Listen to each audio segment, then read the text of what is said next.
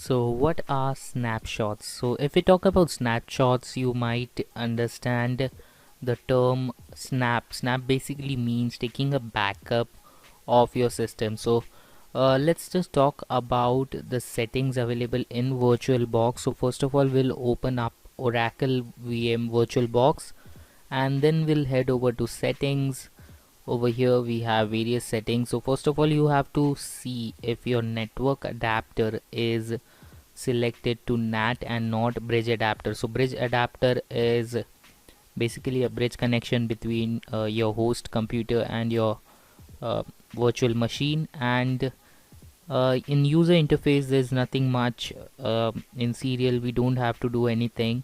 So in network you should select NAT network. In audio you can enable audio. In storage you can add storage. So in case you have an ISO file, you can add a bootable DVD. And in video display you don't have to do much.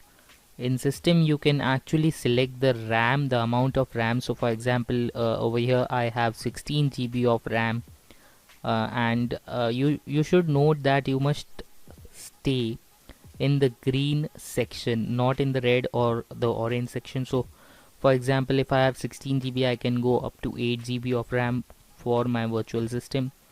And even in processors you can play around, but I won't be suggesting you to do so.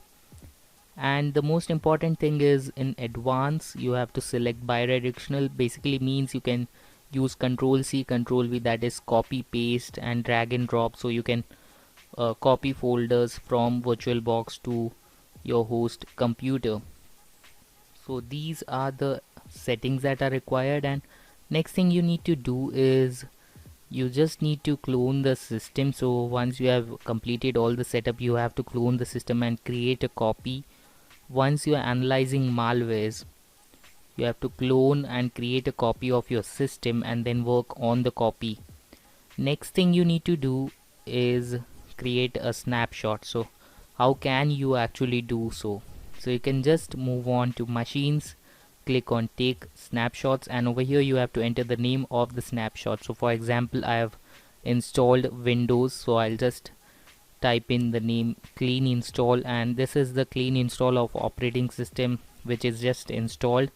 So why are we taking snapshots? So most of the time what will happen is malwares might corrupt your Windows or your operating system, and you might face issues and wherein you might have to install everything again and configure everything again. So to avoid, so you can, what you can do is you can take snapshots, and snapshots are quite handy because you can actually take a backup with you in a pen drive and install the same on another computer, on another host system. So for example, if I'm installing Flare, I was running out of memory, and that's the reason my operating system crashed, and now I have to install everything again and I have to configure everything again. And actually I was testing a malware, and that's the reason I have to configure everything again. So as you can see, we have box starter available on the desktop, but still I am trying to run the commands again. So to avoid these problems, you can actually use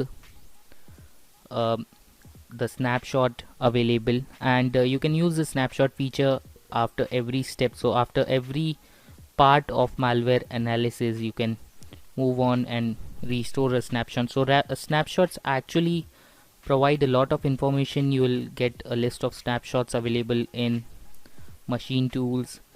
Over here you can take a current state snapshot. So the system, a snapshot of a running system, you can delete, you can clone, so you can add the machine over here. So make sure you create snapshots every now and then while performing tasks and after completing tasks.